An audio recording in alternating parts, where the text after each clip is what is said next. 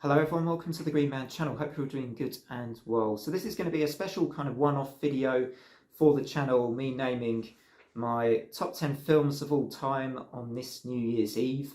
It feels like the time of year when I kind of do watch quite a few films. I guess over Christmas, you watch Christmas films, but sometimes you watch your classics, the films that, you've loved for a long time. You go back to them for a bit of comfort, don't you, at this kind of time of year. So I thought this would be a good time for me to list my top 10 favourite films of all time.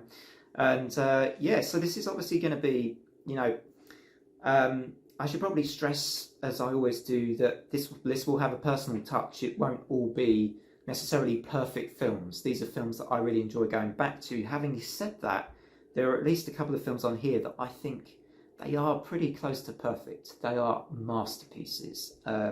So, take it as you will, and do drop your own lists in the comments of your top 10 favourite films of all time. I really look forward to maybe even finding some films I've never seen that are, great films as well. So, yeah, there are some names that are going to be very familiar in this list to you. I'm sure you'll recognise at least a few film titles here, but also maybe a couple that are definitely specific to me, and I think that's where we're starting with. So I'm going to start with my number 10 now. I'm going to start the list.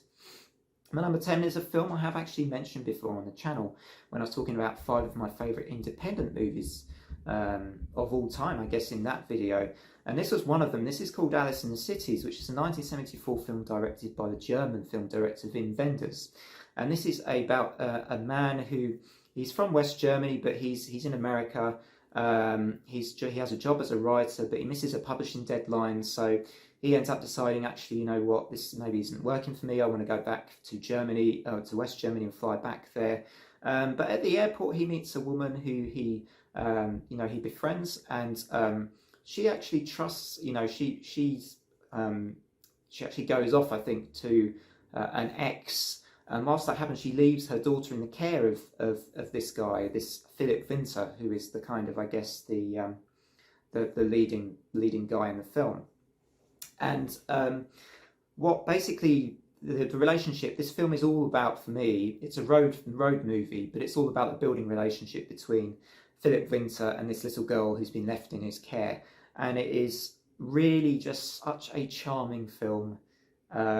It's beautifully, I think, shot, and it's black and white, but it's a really lovely kind of pretty easy watch. But I also think it's pretty kind of, just an understated little masterpiece from Wim Wenders here that has bits of humour and comical value in, as well as, I think it thrives on its awkwardness, the film. It's one of those films that thrives on this awkward little relationship, but very charming relationship between a stranger and this little girl that he's having suddenly to look after. And it's just really, really, really great. That's my number 10.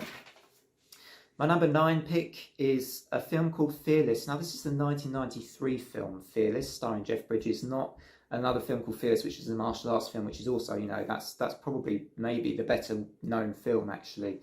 But this is the one directed by Peter Weir, came out in 1993, as I say, stars Jeff Bridges, Isabella Rossellini, and Rosie Perez. Rosie Perez was actually nominated for an Academy Award, I believe, for Best Supporting Actress, because her performance is out of this world in this film. It's absolutely brilliant. And this film is about a man that survives a plane crash, and it's sort of all, it's almost a bit of a study of post-traumatic stress disorder, but in a way which is very, I think the film makes itself quite relatable. And what I love about it the most is actually not just how it focuses in on Jeff Bridges' character, but on those around him and on his relationships with those around him, and how his kind of, this fearlessness that he's suddenly got. And it's almost like how he's struggling to sort of go back to the real world after such a traumatic event.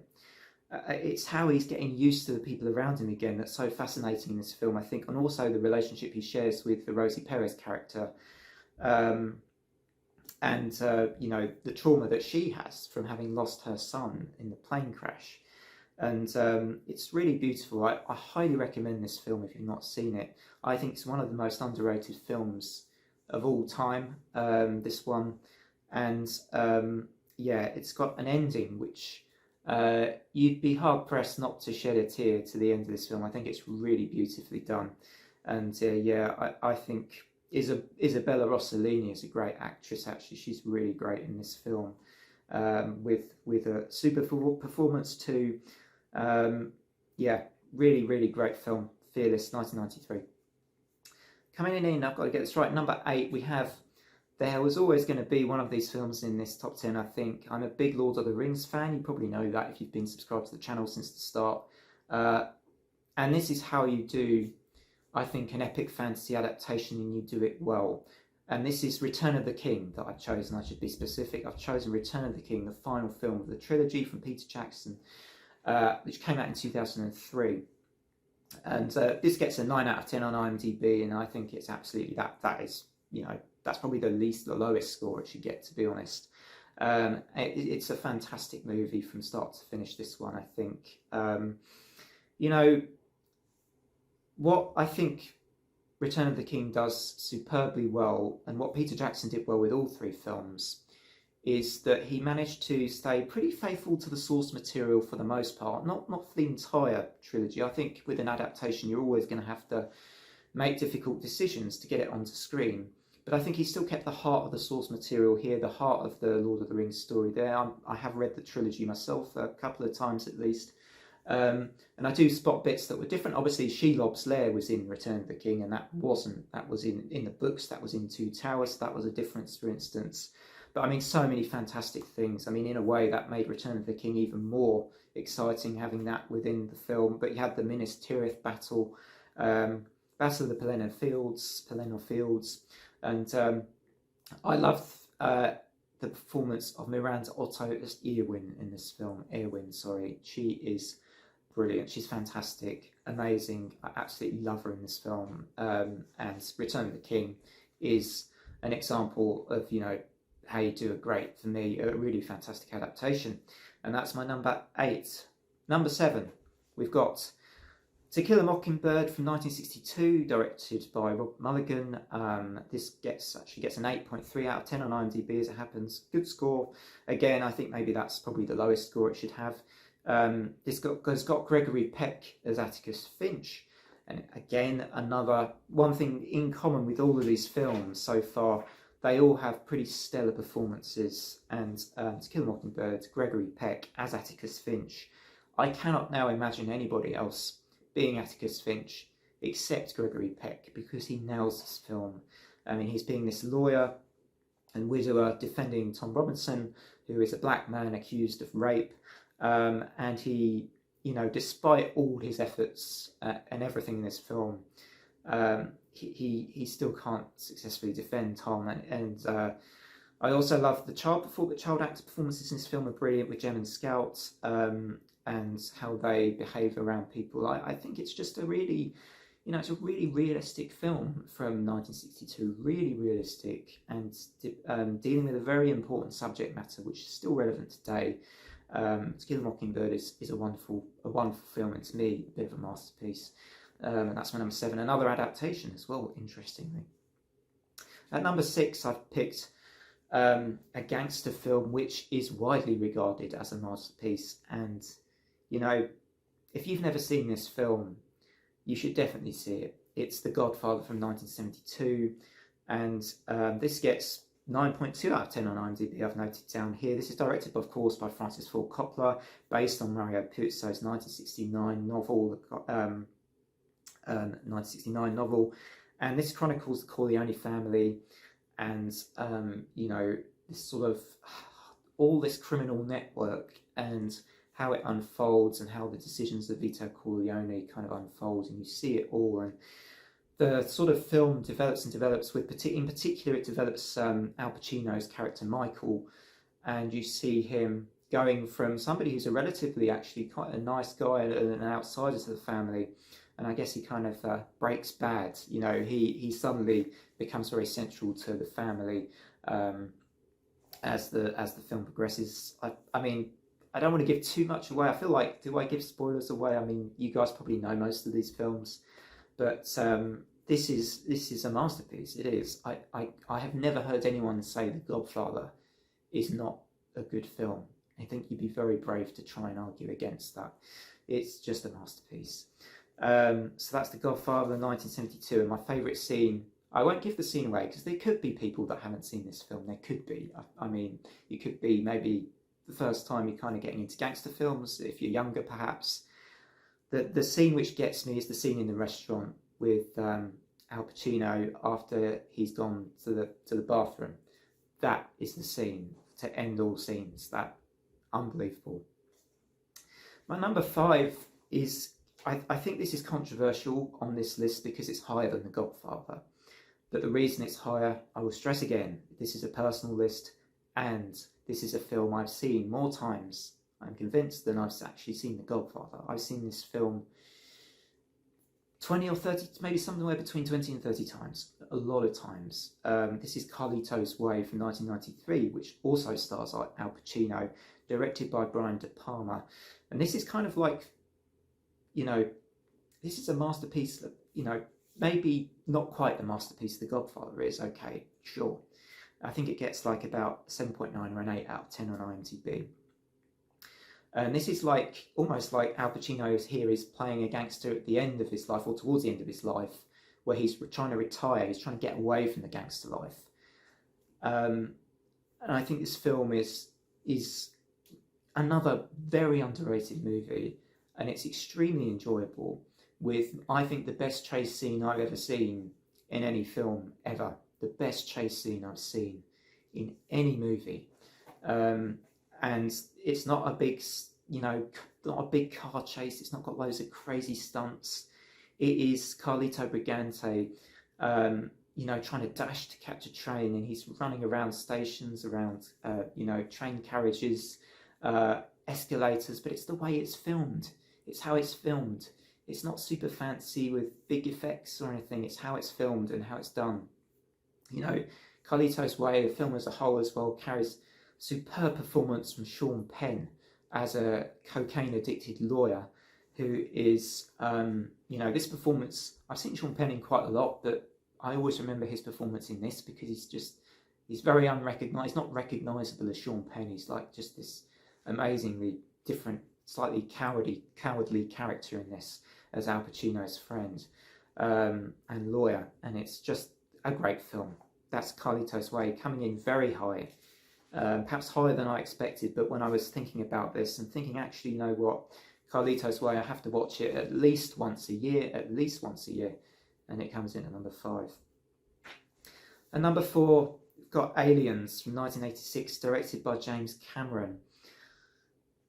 Now, I did an Alien film ranking, and Alien was my number 1 for that ranking, but to be honest, Aliens is the film I enjoy a little more. I go back to it more, probably. I watch it more. This is how you do an action movie, I think. It's still sci-fi horror, but I think it's actually, you know, if you think of it as an action film, it's brilliant as just an action film from pretty much the start of the film to the end. James Cameron has just got this, you know, to have basically carried on, you know, it's still, you can tell it's still, you know, part of the Alien franchise, but James Cameron makes this, you know, something extra special with, you know, how he has, the characters are what make this film, I think. You know, it's the characters are what make this film. We know what we're probably going to get with the alien and the aliens, but it's the characters and the quotes.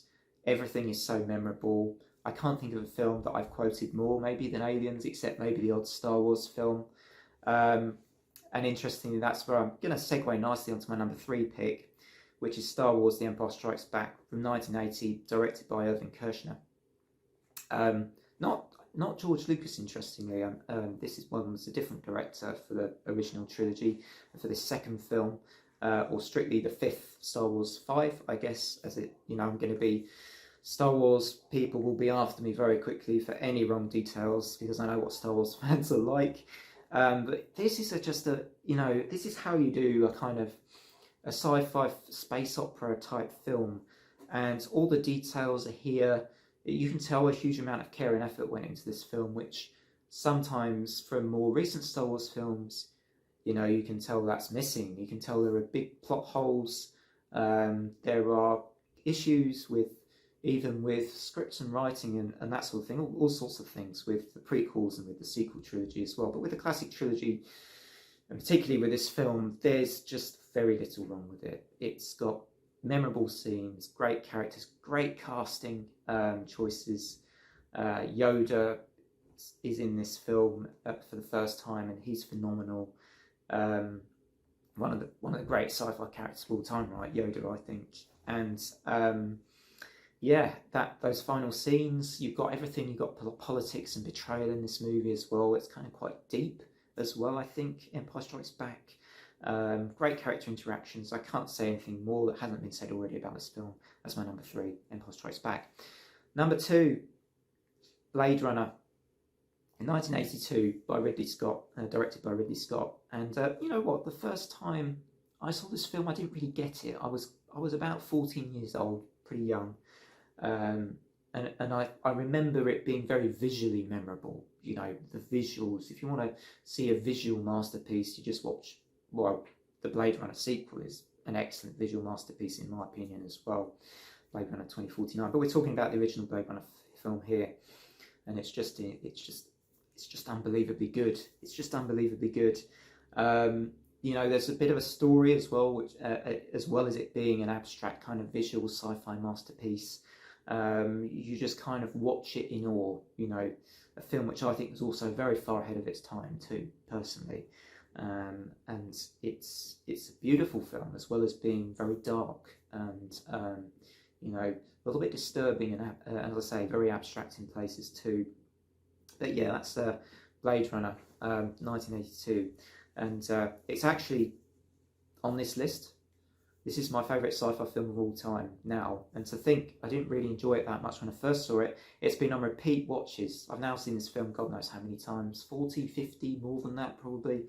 Blade Runner is yeah, it's grown on me a lot, and I just really just now adore the hell out of it. Adore the hell out of it. So many memorable quotes in this film too, has to be said.